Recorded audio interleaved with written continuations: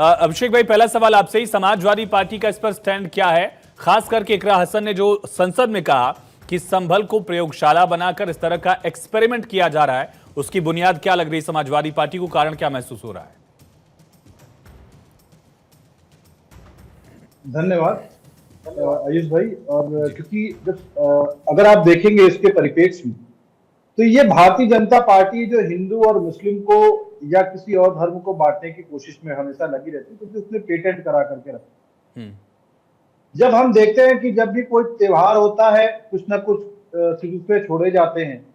जब ईद का माहौल आया तो हमने देखा कि अगर जहां पे जगह की कमी होती है, वहां पे बाहर जाकर के सब लोग नमाज अदा करते हैं, उसमें कोई गुरेज भी नहीं होता है। उसी परिप्रेक्ष्य में अगर हम देखें कि जब हमारे यहाँ पे हिंदू धर्म में जब भंडारे की व्यवस्था होती, जहां पे जगह की कमी होती, वहां पे हम सड़कों पे भी लगा लेते हैं। तो ये कोई मायने नहीं रखता है, क्योंकि 10 मिनट की या 15 मिनट की नमाज में वो कितनी जगह घिर जाएगी और कितना लोगों को असुविधा होगी, कि ये मायने नहीं रखता। मायने ये रखता है कि हिंदू भाई भी मुसलमान भाइयों के साथ ईदी खाते हैं और ईदी बांटते भी हैं, और मुसलमान भाई भी गणपति जी सर पे उठा करके और शिवरात्रि के त्योहार भी बड़े धूमधाम से मनाते हैं। हम सब ने जीता जाता उदाहरण कोरोना काल में देखा कि कोविड काल में मुसलमान भाइयों ने हिंदू भाइयों का कितना साथ दिया, और हिंदू भाइयों ने सभी व्यक्तियों का साथ दिया। ये एकता है जो हमारे प्रदेश की और देश की एकता बताती है कि हम सब लोग कितने मिल बांट करके रहते हैं। तो इसमें कोई गुरेज नहीं होना चाहिए। लेकिन अब जिसकी राजनीतिक रोटियां जो सेक रहे हैं हिंदू और मुसलमान के नाम पे, तो आखिर वो करेंगे क्या?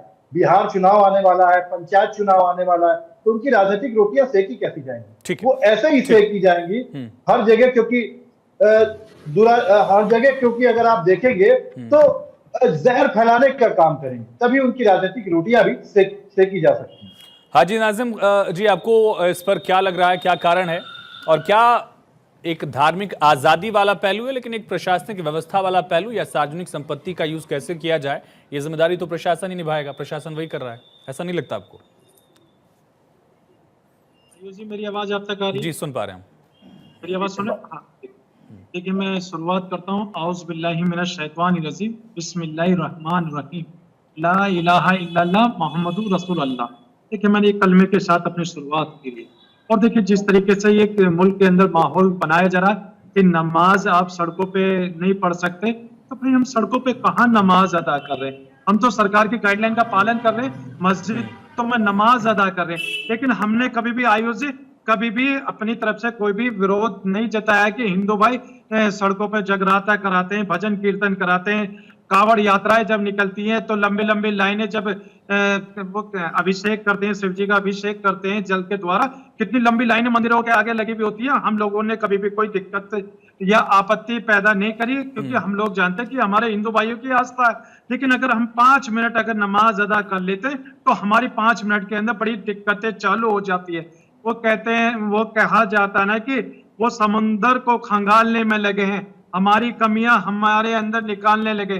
जिनका आयुषी कोई वकार नहीं है, आज वो हमारी पगड़ियां उछालने में लगे। तो आज माहौल जो मुल्क का ये चला कि हम लोगों को निशाने पर रखा जा रहा है, निशाने पर रख हमारी इबादत गाह को और हम लोगों को बिल्कुल इस तरीके से कर दिया जा रहा है कि हम ना तो अपनी नमाज अदा कर सकते और ना मस्जिद में जा सकते। मस्जिद तो मस्जिदों की अगर हम देखें तो हमें अपनी ही छत पे नमाज अदा नहीं करने दी जा रही, और ये कहा जा रहा है कि भी आप नमाज अदा नहीं कर सकते इस छतों पे। तो आयोजित ये देखिए, संविधान के अंदर कहाँ लिखा हुआ है कि आप अपनी ही प्रॉपर्टी पे नमाज अदा नहीं करते? इसका मतलब यह है कि कहने के आर्टिकल 25 को बिल्कुल पूरी तरीके से इग्नोर करा जा रहा है, जो हमारी अपनी धार्मिक आजादी है, स्वतंत्रता है, वो कहीं ना कहीं हम लोग। नौरत जी भी हमें ज्वाइन कर चुके हैं, नौरत गुप्ता जी बीजेपी से।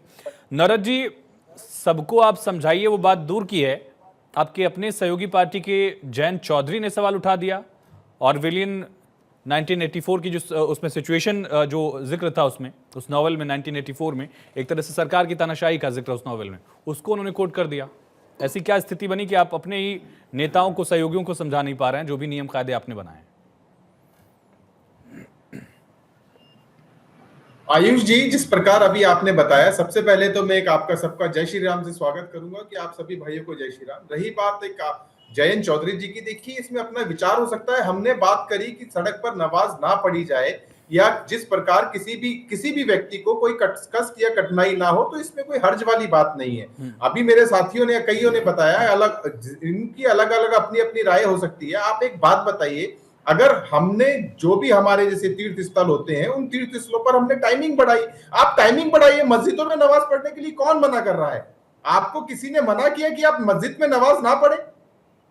जिस प्रकार आपने बताया कि मस्जिद में नमाज पढ़ने से आप मस्जिद का टाइमिंग बढ़ाइए, एक समय में एक बारी में सुबह से शाम तक का कीजिए। आप बताइए, नवरात्रे आ गए हैं, नवरात्रों के अंदर में भी जिन मंदिरों के अंदर में एक टाइम पीरियड बना होता है कि हाँ भाई ये मंदिर 9 बजे खुलेगा या 6 बजे खुलेगा या रात को 9 बजे बंद होगा या 8 बजे बंद होगा, 10 बजे बंद होगा, उनका भी टाइम पीरियड बढ़ाया जाता है। सबको पता है कि हाँ भाई एक समस्या रहती है, पब्लिक बहुत ज्यादा रहती है, बहुत ज्यादा लोग रहते हैं। उसी प्रकार मुस्लिम भाइयों को भी सोचना चाहिए कि सड़क पर नमाज पढ़ने की कोई इनको आवश्यकता नहीं है। इनके लिए इतनी सारी मस्जिदें हैं, मस्जिदों में नमाज पढ़िए। कौन बोलता है कि आपको सिर्फ 1 घंटे के लिए सबको सामूहिक इकट्ठा होना है?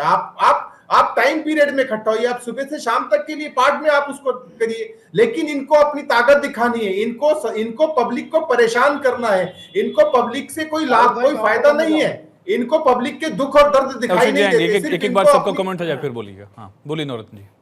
सिर्फ इनको अपने कष्ट, इनको पब्लिक को परेशान करने में कितना मजा आता है, इनको वो चीज दिखाई देती है। ठीक है आयुष जी। ठीक है सर्वेश जी, क्या है ये राजनीतिक मुद्दा है या सामाजिक मुद्दा है? इस पर राजनीति हो रही है या समाज में जागरूकता की भी एक कोशिश है कि भाई सबका साथ हो लेकिन किसी को दिक्कत भी ना हो? देखिए, सबसे पहले आपके सभी दर्शकों को नमस्कार, सभी पैनलिस्टों को नमस्कार। वंदे मातरम, भारत माता की जय। देखिए, बात यहाँ पे हो रही है कि सरकार ने ये व्यवस्था की है, प्रशासन को देश को चलाना होता है, कानून व्यवस्था, और ये बात आज से नहीं उठ रही है। आप पाकिस्तान चले जाइए, हमसे अलग हुआ मुल्क, मुस्लिम देश है, वहां सड़क पे नमाज नहीं होती है। अरब कंट्री के किसी भी देश में चले जाइए, वहां सड़क पे नमाज नहीं होती है। और अभी शिवसेना के प्रवक्ता जो ने सही बोला था कि ईद की नमाज तो ईदगाह में होती है। हमने ईदगाह नाम की पुस्तक प्रेमचंद्र जी की अपने स्कूल में के समय में पढ़ा था।